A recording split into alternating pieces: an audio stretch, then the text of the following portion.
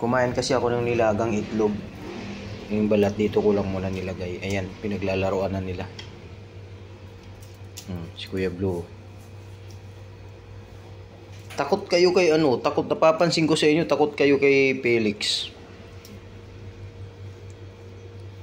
Si Felix, grabe. Kasi nga hindi ako kumakain na ng kanin sa gabi. Ang kinain ko, nilagang saging, tapos 2 itlog. Ayan. Baka sabihin nyo, nagkalat ako. Hindi po, tinry ko lang dyan ilagay yung balat ng itlog ko. Anong reaction nila? Ayun. Oh, si Kuya Blue. Ay, si Felix, oh. Ang lakas ni Felix kumain na saging. Si Lucky Boy kumain ng konti. Si Oreo, hindi siya kumain. Si Dorayday, hindi. Si Felix, ang lakas niyang kumain.